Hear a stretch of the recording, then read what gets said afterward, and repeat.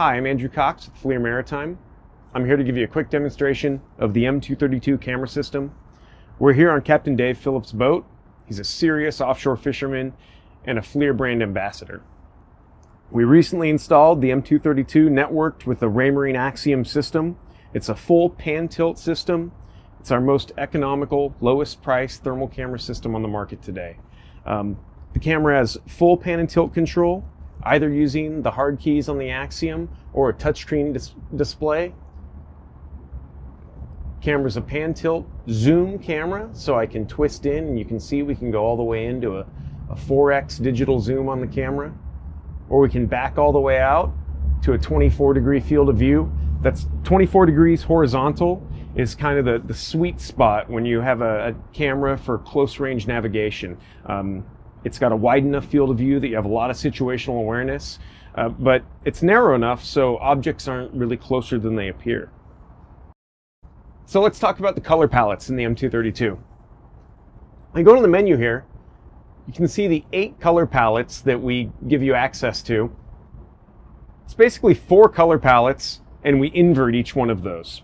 The camera boots up in a white hot mode, meaning that the lighter objects in the image are warmer and the cooler objects are darker. We can invert that by clicking on black hot mode, and you can see in the image here that now the darker objects are actually warmer and the cooler objects are actually lighter.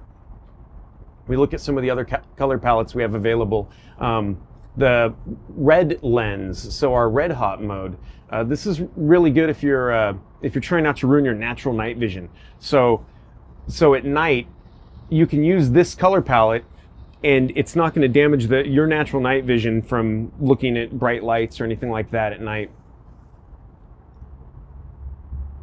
One of the other really cool color palettes we have is the fire and ice mode. I really like this. This allows you to, it basically turns the lightest objects in the scene yellow or orange, and the cooler objects in the scene, the coldest objects in the scene, blue. So you can think about this if you were looking for something above the waterline, like a person falls in the water, that person would show up bright orange or bright yellow in the image, especially when you have a cool water.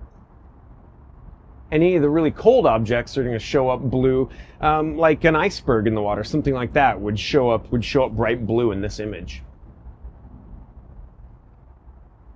We also have a rainbow type palette. A lot of people think about this when you think about thermal imaging. People think of this sort of rainbow palette, you know, the predator vision or something like that, a lot of people say. It's all really just user preference. The thermal imager is giving you about 256 shades of gray to work with. It really is just a grayscale image, and we artificially assign colors to that. How's that?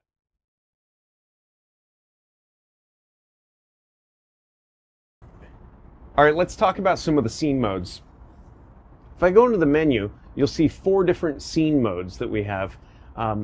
That's basically image optimization modes for the energy that you might expect in that kind of scene. So you've got a daytime running, a nighttime running, a docking mode, and a high contrast mode.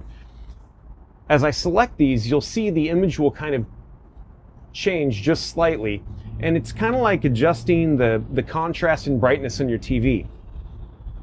If I click on the high contrast mode, you'll see the image actually does change pretty drastically. And that's because that mode is meant to turn the contrast of the image up as high as you can, and it'll actually sort of wash out the image a little bit, but it's optimized in case you were looking for, say, someone falling overboard, where you'd want whatever's in the water to really stick out like a light bulb and you're not really worried about the rest of the scene.